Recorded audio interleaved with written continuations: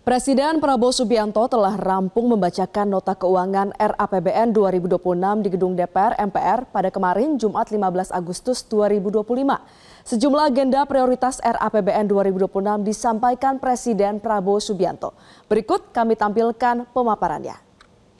Kita sama-sama melihat pemirsa bahwa Presiden Prabowo Subianto mengawali pidato dengan menyampaikan apa yang menjadi tujuan utama perumusan RAPBN 2026. Dalam hal ini arsitektur dari APBN 2026 adalah implementasi dari apa yang menjadi visi misi dirinya dengan Wakil Presiden Gibran Rakabuming Raka. Kita lihat sama-sama, tujuan utamanya adalah untuk mewujudkan Indonesia yang pertama, Indonesia yang tangguh, yang kedua Indonesia yang mandiri, dan yang ketiga adalah Indonesia yang sejahtera. Mengapa sih ketiga hal ini menjadi penting? Hal ini karena tangguh, artinya melalui RAPBN 2026 membuat Indonesia menjadi suatu negara yang mampu bertahan dari guncangan global. Lalu Indonesia juga harus menjadi negara yang mandiri. Ini apa artinya pemirsa? Artinya Indonesia harus bisa berdiri di atas kekuatannya sendiri. Bukan nebeng negara lain, minta bantuan tanpa henti, melainkan memiliki fondasi yang kuat untuk berdiri di kaki sendiri. Ketiga adalah sejahtera. Jadi APBN ini murni pertama dari Presiden Prabowo diarahkan sebesar-besarnya untuk kesejahteraan penghidupan yang layak bagi seluruh rakyat Indonesia. Tentunya perumusan dari RAPBN 2026 ini mempertimbangkan sejumlah tantangan global yang terjadi saat ini. Mulai dari ketidakpastian akibat perang, kemudian juga volatilitas pasar keuangan dan juga komoditas serta ancaman cyber dan juga nuklir. Jadi semua faktor dipertimbangkan hingga akhirnya RAPBN bisa dibacakan dan juga diserahkan kepada DPR RI kemarin. Kita beralih pemirsa ke slide yang selanjutnya. Tentu sebelum mengajukan RAPBN 2026, Presiden ini perlu menyampaikan laporan atau sederhananya adalah kinerja ekonomi selama 10 bulan dirinya menjabat. Kita sama-sama melihat pemirsa bahwa pertumbuhan ekonomi pada triwulan kedua 2025 ini mencapai angka 5,12% year on year. Angka ini mengalami peningkatan yang artinya ada perbaikan dari perolehan di triwulan pertama yang hanya mencapai 4,87%. Lantas apa sih yang membuat peningkatan pertumbuhan ekonomi di kuartal kedua? Ternyata lebih dari setengahnya ini berasal dari kontribusi aktivitas ekonomi masyarakat yang meningkat untuk konsumsi masyarakat ini hingga mencapai 4,97% year on year. Kemudian ekspor pun pemirsa juga tumbuh kuat dengan nilai tambah yang menjadi hilirisasi ini menjadi penyumbang terbesar kekuatan ekspor Indonesia.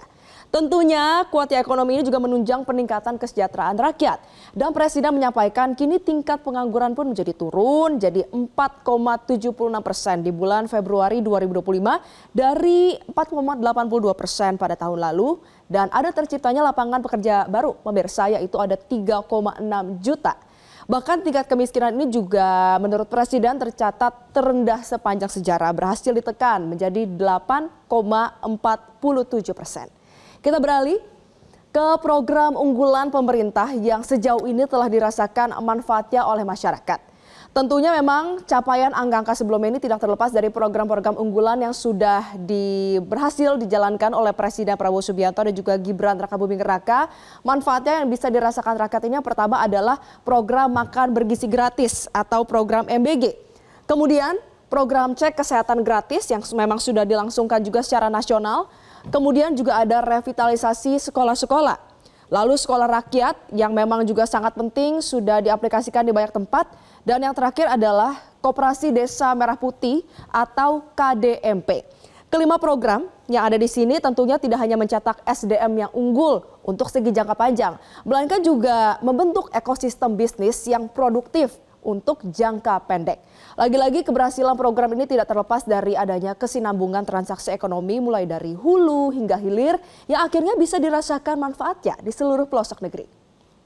Kita beralih pemirsa, ini adalah 8 agenda yang ditetapkan menjadi prioritas dalam RAPBN 2026. Kita akan ulas satu persatu pemirsa. Agenda yang pertama adalah ketahanan pangan. Ketahanan pangan ini akan menjadi fondasi dari kemandirian bangsa. Pemerintah mengajukan anggaran sebesar Rp164,4 triliun dialokasikan untuk penguatan ketahanan pangan nasional.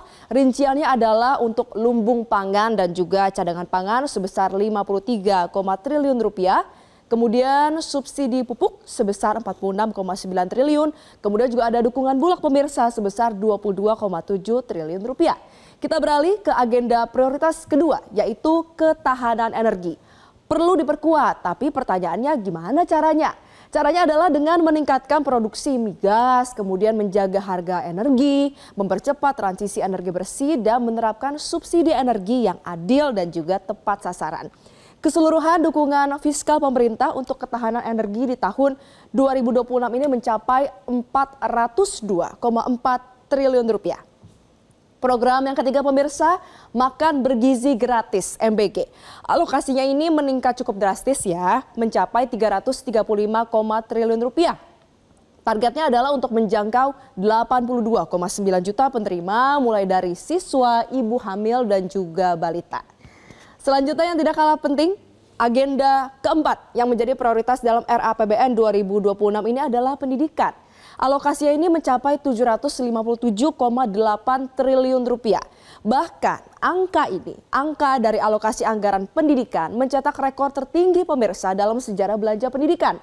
Dan nantinya anggaran ini akan dialokasikan untuk program Indonesia Pintar, kemudian juga KIP Kuliah, gaji dan kompetensi guru serta dosen, hingga ada beasiswa LPDP untuk 4.000 mahasiswa. Pastinya ini adalah kabar baik ya apabila memang nanti RAPBN disetujui menjadi APBN. Program yang kelima adalah kesehatan. Presiden ini berjanji akan menghadirkan kesehatan yang berkualitas, yang adil dan juga merata. Alokasi anggarannya Rp244 triliun dan Presiden ini menjamin akan memperkuat efektivitas dan juga memperluas akses layanan asuransi kesehatan. Jadi salah satu yang dibahas adalah pemerintah ini berencana menanggung sepenuhnya biaya asuransi kesehatan bagi 96,8 juta jiwa masyarakat miskin dan juga rentan. Untuk agenda prioritas yang keenam pemirsa adalah Presiden berencana menghidupkan perekonomian rakyat melalui penguatan koperasi desa, kelurahan, kemudian juga akan ada pemberdayaan dari UMKM. Ini tentunya kita sudah sama-sama melihat ya bagaimana sejauh ini pemerintah memang melakukan pemberdayaan dengan adanya peluncuran koperasi desa Merah Putih, kemudian juga pemberdayaan UMKM. Kita beralih ke agenda prioritas yang ketujuh, pertahanan semesta yang harus diperkuat. Mengapa sih ini menjadi penting? Karena kedaulatan bangsa ini menjadi prioritas yang kita tahu seringkali diucapkan oleh Presiden Prabowo Subianto. Lantas apa saja sih yang harus dilakukan? Caranya, kalau dalam pidato kemarin, Presiden menyebutkan dirinya akan mengusulkan adanya modernisasi alutsista, kemudian penguatan komponen cadangan, penggunaan dan juga pengusahaan teknologi, hingga pengembangan industri strategis di dalam negeri. Terakhir pemirsa, program ke-8 adalah akselerasi investasi, perdagangan dan juga perumahan. Jadi APBN ini tentunya menjadi yang utama ya sebagai katalis dan akan berjalan paralel dibarengi dengan penguatan peran Danantara dan juga swasta. Rencananya akan ada program 3 juta rumah rakyat melalui berbagai skema, kemudian juga akan melakukan sejumlah hilirisasi dan juga proyek-proyek lainnya. Kita lanjut ke slide selanjutnya pemirsa. Lantas apa yang menjadi arsitektur RAPBN 2026? Untuk mendukung pembangunan dari Indonesia, arsitektur RAPBN disusun sebagai berikut. Yang pertama adalah pendapatan negara ditargetkan mencapai Rp3.147,7 triliun. Ini menjadi penting pemirsa dan memang yang ditargetkan bisa dicapai oleh pemerintah Indonesia. Yang kedua adalah belanja negara. Belanja negara ini dialokasikan Rp3.786,5 triliun dengan catatan pemerintah ini pastinya harus bisa fokus, bisa efisien dan juga produktif agar memang belanja negara nantinya begitu dikelola bisa tepat sasaran kepada masyarakat. Lalu yang ketiga adalah defisit dari APBN dirancang Rp638,8 triliun atau 2,48% dari PDB, di mana pemerintah juga akan mengembangkan pembiayaan yang kreatif dan inovatif, pastinya lebih masif agar tidak hanya mengandalkan APBN saja. APBN pun akan dirancang supaya tetap fleksibel, kemudian juga adaptif dan juga pastinya responsif untuk bisa meredam guncangan dan juga berbagai tantangan global. Kita beralih ke slide terakhir pemirsa.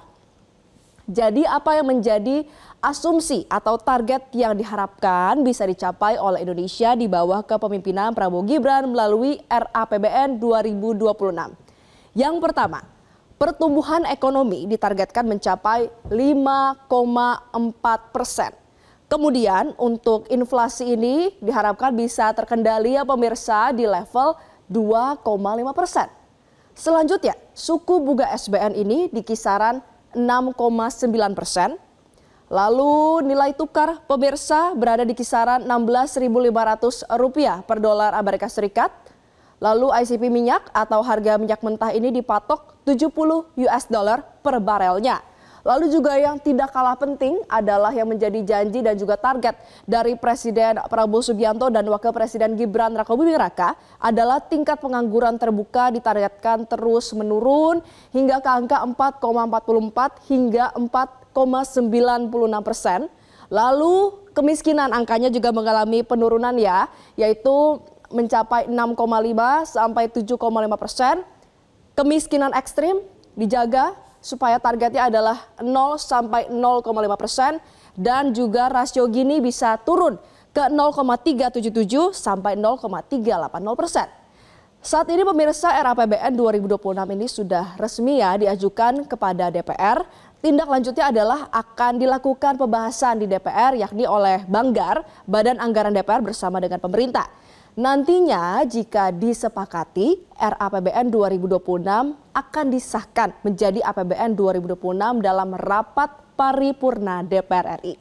Tentu apabila disepakati kita masyarakat ini berharap supaya pengelolaan dari APBN ini bisa berjalan efisien, transparan dan juga tepat sasaran. Tujuannya apa? Supaya benar-benar bisa mewujudkan tercapainya cita-cita Indonesia yang merdeka, berdaulat, adil dan juga makmur.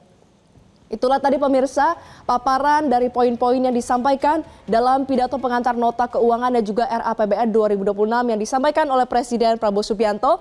Jelajahi cara baru mendapatkan informasi. Download Metro TV Extend sekarang.